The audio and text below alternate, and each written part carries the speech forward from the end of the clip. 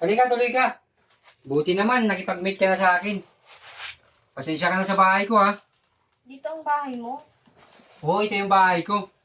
Dito ako natutulog. Dito ka natutulog sa karton?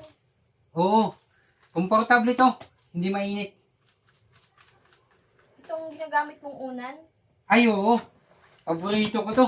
Bigay pa sa akin ng nanay ko to. Nag-iisa lang to. Teka, kumain ka na ba? Di pa nga eh. Nagugutom na nga ako. Sige, sige. Kukuhanin kita pagkain.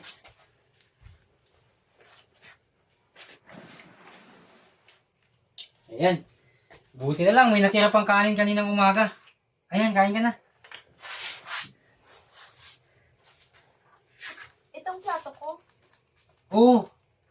Nabasag kasi yung plato namin eh, kaya dito na lang kami kumakain sa takip ng ice cream.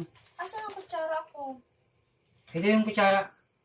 Wala na din kasi kami kutsara, kaya tinidor na lang muna. Pero okay yan. Nakakakuha pa yan ng kanin.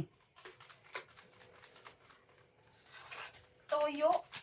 Asan ang siomay? Wala pa kasing siomay eh. Wala pa kasi ako mabili ng siomay eh. Hayaan mo kapag nagkapera ako, bibilihan kita ng siomay. Sa ngayon, toyo na muna yung ulam mo. Sige, kain ka na. Meron ka ba dyan tubig? Nahuhaw ka? Oo, kasi ako Sige, eh. sige. Kuha natin ng tubig.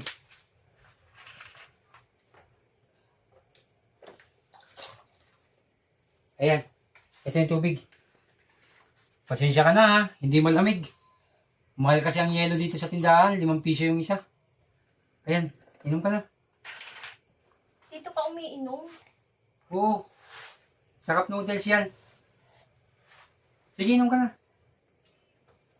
Wala ba ditong daga sa inyo? Wala. Wala dito yung daga. Saan ang tiyan ko? Meron ba dyan CR sa inyo? CR?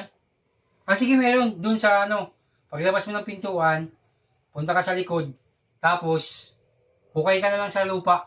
Tapos pagkatapos mo, tabunan mo na lang. May mga dahon din doon ng saging. Yun na lang din yung papunas mo. Ha? Ganun ang CR nyo? Oo. Wala kasi kami CR dito. Uuwi na lang pala ako. Ha? Sumasama na kasi ang pakiramdam ko eh. Latid na kita. Hindi na. Okay lang ako. Kaya ko naman mag-isa. Sigurado ka? Oo, kaya ko. Cool off muna tayo ha. Ha? Bakit cool off? Ano nagawa ko sa'yo? Buti nga, cool off lang eh. Hindi ako nakipaghiwalay sa'yo. Cup noodles lang kasi ang baso mo.